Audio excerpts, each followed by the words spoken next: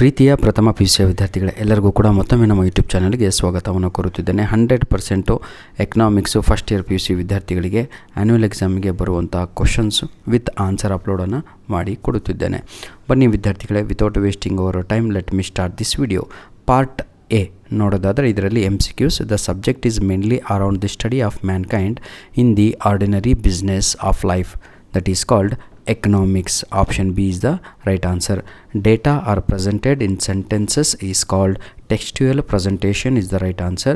Railway transport introduced in India in the year 1850 is the right answer. It is an agricultural allied activity, that is poultry is the right answer. GDP stands for, that is gross domestic product is the right answer. Question number ಮುಗೀತು. ಇದು MCQs. ಈಗ fill in the blanks ಕಡೆಗೆ ನಾವು ಹೋಗ್ತಾ ಇದ್ದೇವೆ. Resources are limited but wants demands are unlimited ಅಂತ. Arithmetic line graph is also called as time series graph. Survey helps to determine the method of collection of data. Question number 9. Small scale industries are more of dash than large scale industries. Labourers ಕೆಲಸಗಾರರು ಅಲ್ಲಿ ಜಾಸ್ತಿ ಇರ್ತಾರೆ. 10ನೆಯ ಪ್ರಶ್ನೆ. Dash insisted upon education and training through the variety of works including craft ಅಂತ ಇದೆ. Mahatma Gandhiji institute ಮಾಡಿದ್ದು sir. ಆಯಿತಾ. ಈಗ ಮ್ಯಾಚ್ ದ ಫಾಲೋಯಿಂಗನ್ನು ನೋಡ್ತಾ ಹೋಗೋಣ ಮಕ್ಕಳೇ. ಪರ್ಸ್ನಲ್ ಇಂಟರ್ವ್ಯೂ ಅಂತ ಇದೆ, ಅದು ಬಹಳ ವೆಚ್ಚ ಆಗುತ್ತೆ. ಅದನ್ನು ನಾವು ಡಿವಿಷನಲ್ ವ್ಯಾಲ್ಯೂಸ್ ಅಂತ ಕರಿತೇವೆ. ನೆಕ್ಸ್ಟು Q1 Q2 P25 ಇದನ್ನು ವ್ಯಾಲ್ಯೂಸ್ ಅಂತ ಕರಿತೇವೆ, ಹೌದಲ್ವಾ? ಅಯ್ಯೋ ದೇವ್ರೆ, ಏನಂತೀರ ತಗೊಳ್ಳು, ತಪ್ಪಾಯ್ತಲ್ವಾ? ಪರ್ಸ್ನಲ್ ಇಂಟರ್ವ್ಯೂಗೆ ಮೋರ್ ಎಕ್ಸ್ಪೆನ್ಸಿವ್, ಹೆಚ್ಚು ಇದು ಅಂತ. ಕ್ವಶನ್ ನಂಬರ್ 12ಗೆ ಡಿವಿಷನಲ್ ವ್ಯಾಲ್ಯೂಸ್ ಬರುತ್ತೆ. WPI ಅಂದರೆ ಹೋಲ್ಸೇಲ್ ಪ್ರೈಸ್ ಇಂಡೆಕ್ಸ್ ಅಂತ. Prime minister chairperson of the commission ಅಂತ ಪ್ಲಾನಿಂಗು. ವರ್ಲ್ಡ್ ಬ್ಯಾಂಕ್ ಅಂತ ಇದೆ, ಅವ್ರದ್ದು ಇಂಡಿಯಾ ಆ್ಯಂಡ್ ನಾಲೆಡ್ಜ್ ಎಕನಾಮಿ ಅಂತ. ಬನ್ನಿ ವಿದ್ಯಾರ್ಥಿಗಳೇ, write the meaning of census ಅಂತ ಇದೆ. ಆಯಿತಾ. 5 ಮಾರ್ಕ್ಸ್ ಇದೆ. 5 ಪ್ರಶ್ನೆಗಳು, 1 ಅಂಕಕ್ಕೆ 1 ಪ್ರಶ್ನೆ. Each question carries 1 marks. Write the meaning of census. Census ಅಂದ್ರೇನು? ಜನಗಣತಿ ಅಂತ. ಇಡೀ ದೇಶದಲ್ಲಿರುವ ಪ್ರತಿಯೊಬ್ಬ ನಾಗರಿಕನ ಜನಗಣತಿಯನ್ನು ಮಾಡದೆ ನಾವು ಸೆನ್ಸಸ್ ಅಂತ ಕರಿತೇವೆ. ವಾಟ್ ಈಸ್ ಕೋರಿಲೇಷನ್ ಅಂತ ಇದೆ. Correlation it is a statistical measure that analysis the relationship between the 2 or more variables. Name the important revenue settlement system during British rule ಅಂತ ಇದೆ. ಜಮೀನ್ದಾರಿ ಸಿಸ್ಟಮ್ ಅನ್ನುವಂಥದ್ದು ರೈಟ್ ಆನ್ಸರ್. ಎಕ್ಸ್ಪ್ಯಾಂಡ್ UGC ಅಂತ ಇದೆ. University grant commission is the right answer. What is rural credit ಅಂತ ಇದೆ. ಇದನ್ನೆಲ್ಲ ನೋಡಿ ಬರೀತೀರ ಕಣ್ರೋ ನೀವು. ಇಲ್ಲಿಗೆ ಕಂಪ್ಲೀಟಾಗಿ ಪಾರ್ಟ್ ಎ ಕಂಪ್ಲೀಟ್ ಆಯಿತು. 20 ಮಾರ್ಕ್ಸ್ ಬಂದುಬಿಡುತ್ತೆ. ಇವೇ ಕ್ವಶನ್ಸು ಸರ್. ನಾನು 3 ಕ್ವಶನ್ ಪೇಪರ್ ನಿಮ್ಗೆ ಅಪ್ಲೋಡನ್ನು ಮಾಡಿಕೊಡ್ತೇನೆ. 3 ಕರೆಕ್ಟಾಗಿ ತಗೊಳ್ಳೋ ವಿತ್ ಕೀ ಆನ್ಸರ್ ಅಪ್ಲೋಡ್ ಮಾಡಿಕೊಡ್ತೇನೆ. ನಿಜವಾಗಿಯೂ 3 ರೆಡಿಯಾಗಿದ್ದರೆ 80 ಔಟ್ ಆಫ್ 80 ನಿಮ್ಮ ಆ್ಯನ್ಯುವಲ್ ಎಕ್ಸಾಮ್ ಎಕನಾಮಿಕ್ಸಲ್ಲಿ ಫಿಕ್ಸು. ಬನ್ನಿ ಈಗ ನಾವು ಪಾರ್ಟ್ ಬಿ ಕಡೆಗೆ ಹೋಗೋಣ. Mention the type of variable ಅಂತ. ಆಯಿತಾ. Continuous variable, discrete variable. ಅದಕ್ಕೆ ಡೆಫಿನಿಷನ್, ಇದಕ್ಕೆ ಡೆಫಿನಿಷನ್ ಬರೀರಿ, 2 ಮಾರ್ಕ್ಸು ಸಿಗುತ್ತೆ. What are the types of bar graph ಅಂತ ಇದೆ. Simple, component, multiple, percentage bar ಗ್ರಾಫ್ಗಳು, ಇವೇ 4 ಟೈಪ್ಗಳು. Calculate the arithmetic mean from the following data ಅಂತ ಇದೆ. ಏನೂ ಇಲ್ಲ ಕಣ್ರೋ ನೋಡಿ. Arithmetic mean is equal to sigma x/n ಅಂತ. ಏನೂ ಇಲ್ಲ. ಟೋಟಲ್ ನಂಬರ್ ಆಫ್ ಟೋಟಲ್ ಮಾಡೋದು, ಕೆಳಗಡೆ ಹೌ ಮೆನಿ ಏನು ಮಾರ್ಕ್ಸ್ ಆಯಿತಾ, ಎಷ್ಟು ಇದ್ದಾವೆ ಅಂತ ಅಷ್ಟು ಬರೆಯೋದು. 10 ಬರೆದು ಕ್ಯಾಲ್ಕುಲೇಷನ್ ಮಾಡಿದರೆ ಪಟಪಟ ಅಂತ ಆನ್ಸರ್ ಬರುತ್ತೆ. Mention type of correlation in associated with ಅಂತ ಇದೆ. 1ನೇದು production and price of vegetable ಅಂತ ಕೊಟ್ಟಿದ್ದಾರೆ. ಇದನ್ನು ನೆಗೆಟಿವ್ ಕೋರಿಲೇಷನ್ ಅಂತ ಬರೀರಿ. Clear my dear children. ಈಗ ಕ್ವಶನ್ ನಂಬರ್ 25 ನೋಡ್ತಾ ಹೋಗೋಣ. Mention the name of any 4 statistical tools ಅಂತ ಇದೆ. ಅಯ್ಯೋ, pie chart, bar graph, mean, standard deviation ಅಂತ ಬರೀರಿ. ಇಲ್ಲಿಗೆ ಕಂಪ್ಲೀಟಾಗಿ ನಮಗೆ 2 ಮಾರ್ಕ್ಸ್ ಕ್ವಶನ್ಸು ಒಂದು ಭಾಗದ ಮುಗೀತು. ಇನ್ನೊಂದು ಭಾಗದಲ್ಲಿ ಆನ್ಸರ್ ಎನಿ 4 ಅಂತ ಕೊಡ್ತಾರೆ. 4 2s 8 ಆಗಿರುತ್ತೆ. Give the example for direct tax and indirect tax ಅಂತ ಇದೆ. ಹಾಗಿದ್ರೆ ಇದಕ್ಕೆ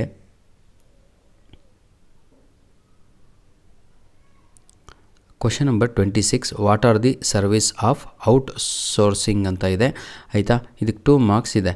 ಇದಕ್ಕೆ ಇಲ್ಲೇ ಆನ್ಸರ್ ರೆಡಿ ಇದೆ ಸರ್, ನೋಡ್ಕೊಳ್ಳಿ. Question number 27, what are the 2 major sources of human capital in a country ಅಂತ ಇದೆ ಆಯಿತಾ. Investment in education, expenditure on health ಅನ್ನುವಂಥದ್ದೇ ನಮ್ಮ ದೊಡ್ಡ ಎಕ್ಸ್ಪೆಂಡಿಚರ್ ಆಗಿರುವಂಥದ್ದು ನಮ್ಮ ದೇಶದಲ್ಲಿ. How money lenders exploited the rural farmers ಅಂತ ಇದೆ. ಇವೆಲ್ಲವೂ ಕೂಡ ಈಸಿಯಾಗಿರುವಂತಹ ಸೇಮ್ ಕ್ವಶನ್ಸು ರಿಪೀಟೆಡ್ ಆಗಿರುವಂಥ ಎಲ್ಲ ಕ್ವಶನ್ ಪೇಪರಲ್ಲೂ. Next mention any 4 functions of environment ಅಂತ ಇದೆ. ಎಲ್ಲ ಕ್ವಶನ್ ಪೇಪರಲ್ಲೂ ಬಹಳ ಸಲ ರಿಪೀಟ್ ಆಗಿರುವಂತಹ ಕ್ವಶನ್ಸ್ಗಳು ಆಗಿರುತ್ತವೆ ನೋಡಿ. ಇದು ಎಲ್ಲರಿಗೂ ಕೂಡ ಗೊತ್ತು, ನಮ್ಮ ಸೈನ್ಸ್ ಮಕ್ಕಳಿಗೂ ಕೂಡ ಹೆಲ್ಪ್ ಆಗುತ್ತೆ. Question number 30, name the types of medical system included in AYUSH ಅಂತ ಇದೆ. ಆಯುಷ್ ಕೋರ್ಸ್ಗಳಲ್ಲಿ ಇನ್ಕ್ಲೂಡ್ ಆಗಿರುವಂಥದ್ದು ಆಯುರ್ವೇದ, ಯೋಗ, ಯುನಾನಿ, ಸಿದ್ಧ, ಹೋಮಿಯೋಪತಿ ಇವೆಲ್ಲವೂ ಕೂಡ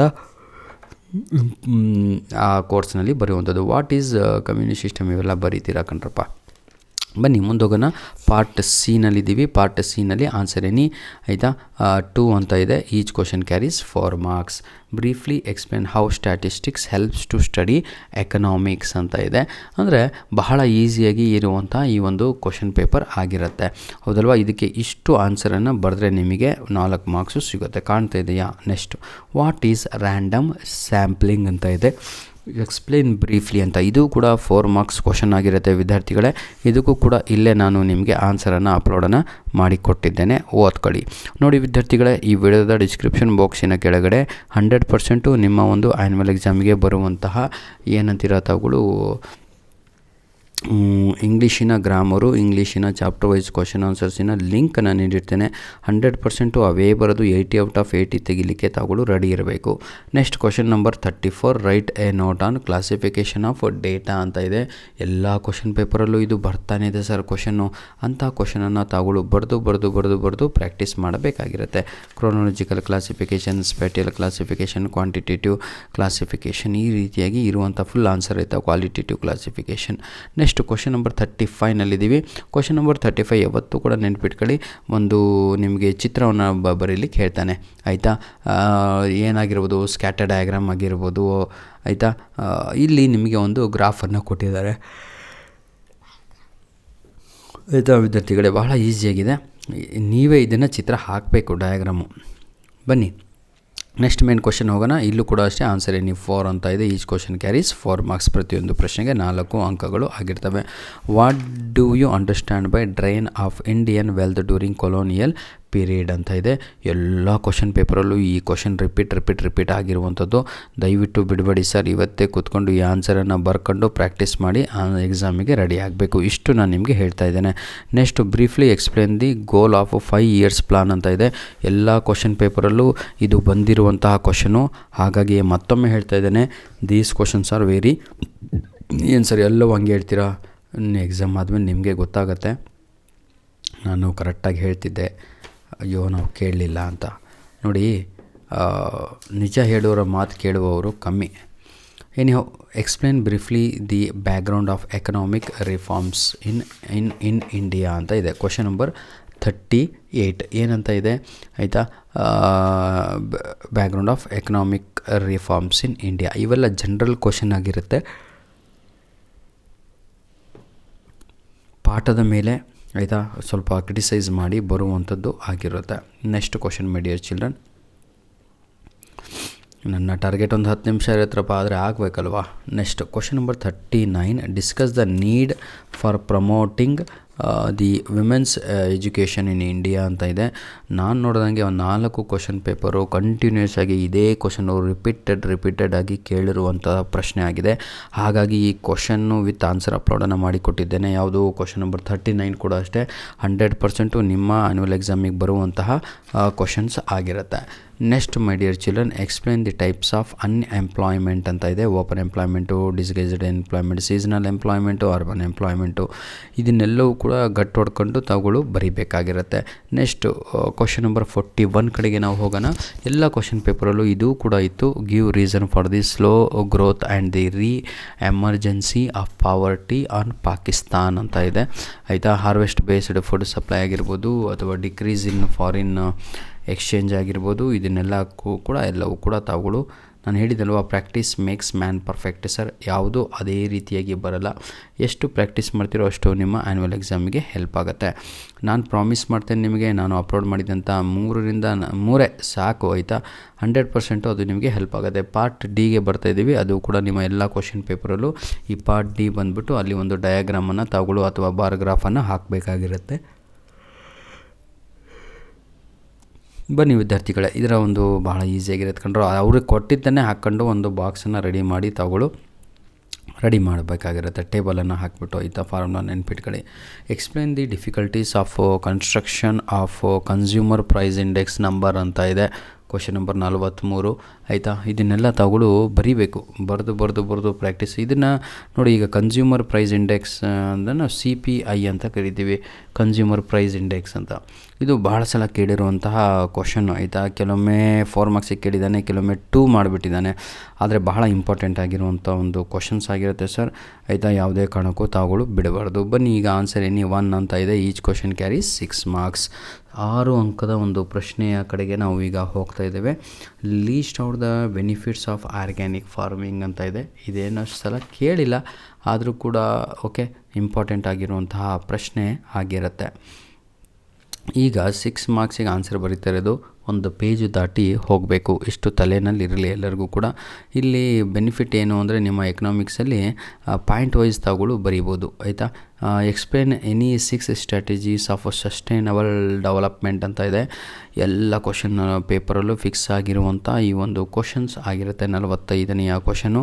ನಿಜವಾಗಿಯೂ ಹೇಳ್ತಾ ಇದ್ದೀನಿ, ಎಲ್ಲ ಕ್ವಶನ್ ಪೇಪರಲ್ಲೂ ಈ ಕ್ವಶನ್ಸು ಫಿಕ್ಸು ಇಲ್ಲಿಯವರೆಗೂ ಕೂಡ ಹಾಗೇ ನಡೆದುಕೊಂಡು ಬಂದಿರುವಂಥದ್ದು.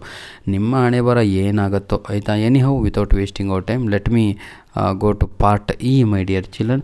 ಪಾರ್ಟ್ ಇ ಅಂತೂ ಬಿಡಿ, ನಿಮಗೆ ನಾವು ಪ್ರಾಜೆಕ್ಟ್ ಓರಿಯೆಂಟೆಡ್ ಕ್ವಶನ್ಸ್ ಅಂತ ಕರಿತೀವಿ. Project oriented questions part E. ಯಾಕೆ ಹಾಗೆ ಅಂತ ಹೇಳಿದರೆ, ಫೇಲಾಗೋ ಮಕ್ಕಳು ಪಾಸ್ ಆಗಲಿ ಅಂತ.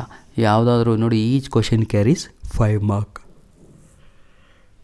ಪ್ರತಿಯೊಬ್ಬನು ಕೂಡ ಔಟ್ ತೆಗೆಯುವಂಥ ಭಾಗ ಅಂದರೆ ಪಾರ್ಟ್ ಇ ಆಗಿರುತ್ತೆ. ಅದು ಪ್ರಾಕ್ಟಿಕಲ್ ಓರಿಯೆಂಟೆಡ್ ಕ್ವಶನ್ಸ್ ಆಗಿರುತ್ತೆ. ಯಾಕಂದರೆ ಇವೇ ಬರುತ್ತಪ್ಪ, ಇದನ್ನೇ ಬರಿ, ಇದನ್ನೇ ಕಲಿ, ಹಿಂಗೆ ಬರಿ, ಹೀಗೆ ಬರಿ ಅಂತ ಎಲ್ಲದೂ ಕೂಡ ಹೇಳಿ ಕಳಿಸಿರ್ತಾರೆ. ತಾವುಗಳು ಎಲ್ಲರೂ ಕೂಡ ಇದನ್ನು ಬರೀತೀರ.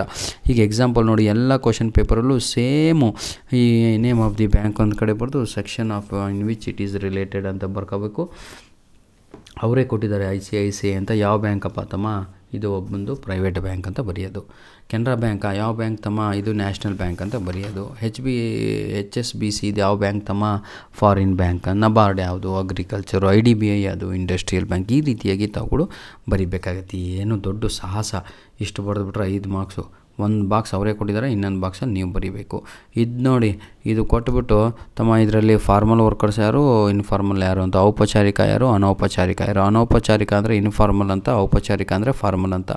ಎಲ್ಲ ಕ್ವಶನ್ ಪೇಪರಲ್ಲೂ ಇವರೇ ಸರ್, ಮತ್ತು ಯಾರೂ ಇಲ್ಲ. ಇದೇ ಕ್ವಶನ್ಸು ಸೇಮು ಫಿಕ್ಸು. ನೆನ್ಪಿಟ್ಕೊಳ್ಳಿ, ಓದ್ರಿ, ಬರೀರಿ. ಧನ್ಯವಾದಗಳು. All the best. ಏನಾದರೂ ತೊಂದರೆ ಇದ್ದಲ್ಲಿ ತಾವುಗಳು ಕಮೆಂಟ್ ಮುಖಾಂತರ ನಮಗೆ ತಿಳಿಸಿ ಅಂತ ಹೇಳ್ತಾ, ಆದಷ್ಟು ಈ ವಿಡಿಯೋಸನ್ನು ನಿಮ್ಮ ಫ್ರೆಂಡ್ಸ್ಗಳಿಗೆ ಫಾರ್ವರ್ಡ್ ಮಾಡಿ. 2000 ವ್ಯೂಸ್ ಆದ ತಕ್ಷಣ ಸಂಪೂರ್ಣವಾಗಿ ಇಲ್ಲೇನು ಅಪ್ಲೋಡ್ ಮಾಡಿದ್ದೀನೋ ಅದು ಉಚಿತವಾಗಿ ನಿಮಗೆ ಎಲ್ಲರಿಗೂ ಕೂಡ PDF ಕಾಪಿಗಳು ಲಭ್ಯ ಆಗುತ್ತೆ. ಧನ್ಯವಾದಗಳು.